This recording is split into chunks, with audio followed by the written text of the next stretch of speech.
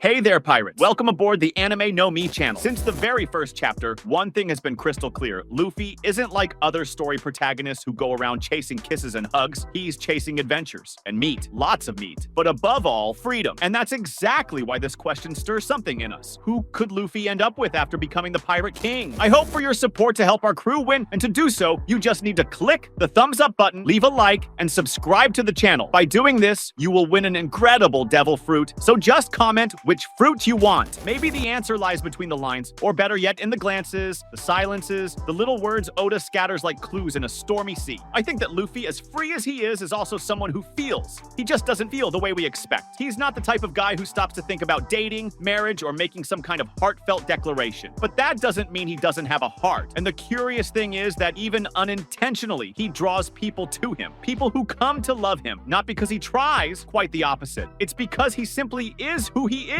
Someone who protects, who believes, who smiles even when everything is falling apart, and that touches deeply those around him. Nami was one of the first to notice this. Back when Arlong still ruled everything, she was a prisoner of her own island, of her past, of her traumas. And Luffy, he didn't try to understand everything that was going on. He didn't ask for an explanation. He didn't demand trust. He just put the hat on her head, looked her in the eyes, and said, without saying it, let me take care of this. And from that moment on, everything changed. And I'm not saying it changed into romance, but it became a kind of bond that goes beyond words. It's one of those connections that doesn't even need to be spoken. She trusts him, and he trusts her, so much so that he literally put the steering wheel of his dreams in her hands. Who else has Luffy allowed to command his route, his journey, his dream? Only her. Maybe that means something, maybe it doesn't, but it is special. And then there's Boa Hancock, the Empress of the Seas, a woman who bows to no one, who turned arrogance into armor until Luffy came along. And the funniest thing is that he didn't do anything extraordinary. He just was himself. He treated her like a person, like anyone else, as if she wasn't perfect, as if she wasn't powerful, as if she wasn't dangerous. To him, she was just another person who could help or be helped, and that's what disarmed her. For the first time, someone looked at her without desire, without fear, without self-interest, and maybe in that neutral gaze, she fell in love. Because Luffy is that kind of person. He's pure. And that's exactly why he changes those around him. Boa Hancock came to love him with a nearly blind, almost comical intensity, but no less real. She waited for him. She protected his island. She even imagined children. And him, he didn't even blink, because he was still in that mode. Mission, adventure, freedom. But then there's Robin. And Robin is different, because Robin doesn't love Luffy as a woman. She loves him as someone who had her life saved. Not just her physical life, but her real life, the kind you can't see. Robin, throughout her entire story, was rejected, hunted, betrayed, abandoned,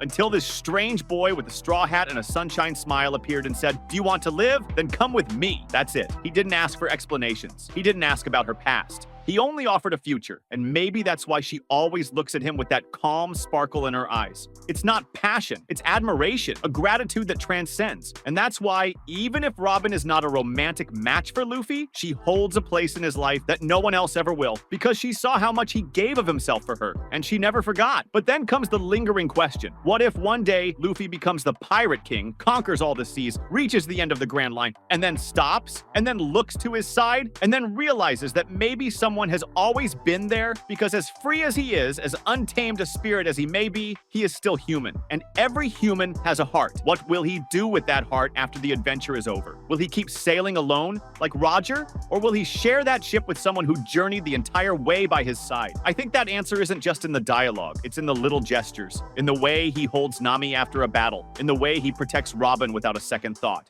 in the way he treats Hancock without ever taking advantage of the situation. Luffy has this gift of treating all women as equals, as partners. But I think he does feel. He just doesn't know that he feels. Because maybe for him, feeling is something that comes after. After the seas calm down. After the title of Pirate King is no longer a goal, but a memory. Maybe when that day comes, he'll realize that Nami has always been his point of return. The voice that guides him, the ship's anchor, the compass of his heart. Or maybe he'll understand that Hancock, with all her strength and loyalty, was the only one who loved him for exactly who he is, without expecting anything in return. return. Or who knows, he'll discover that Robin, with her wisdom and silence, was always the closest to him in thought, the one who understands him without a word. And of course, there's also the possibility that he stays the way he is, free, alone, but surrounded by bonds, never needing romance because the love he spread was already enough. After Luffy reaches everything he's chasing, after he finds the One Piece, understands what the Void Century is, maybe changes the world,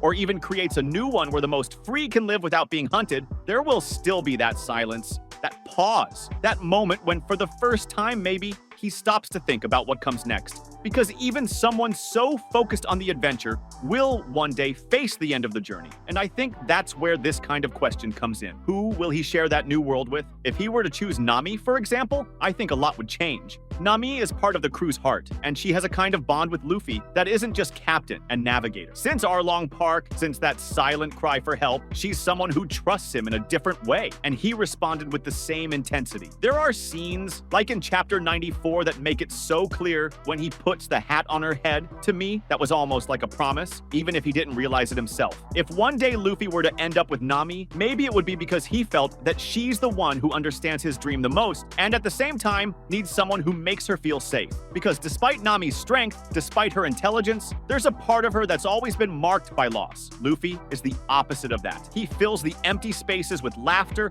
promises, and well-placed punches. Now, if he were to lose Robin, that would change everything. Robin understands things no one else does. She might already know what's written at the end of the journey, and even so, she stays. She travels with them, lives with them, grows with them. The bond between Luffy and Robin is quieter, more subtle. Maybe it's mutual admiration. And there's that moment, chapter 398, when Luffy yells that he's going to save her. Say that you want to live! That was a turning point. Not just because it was a rescue, but because it was him saying, I understand you, even without knowing the full weight of her past. If they were to end up together someday, maybe it would be because she sees in him not just the captain who gave her freedom, but someone with whom she could start over. And Luffy, well, maybe he'd choose her simply because she's always been there, when he needed wisdom, calm, or direction. And then there's Hancock. That's the most curious case, because she's already in love with him, ever since chapter 516, when he protected the Kuja slaves. And even though her love might seem exaggerated, funny, even out of place sometimes, there's something real there. She loves someone who doesn't see her as a goddess, as an empress, but as an ordinary person. And for Hancock, I think that's a first. She's spent her whole life being feared, worshipped, but never treated with normalcy. Luffy was that exception. Now, if he were to be with her, it would have to come after a lot of emotional growth on his part, because for now, even though she's giving her all, he still seems to see her as just another ally.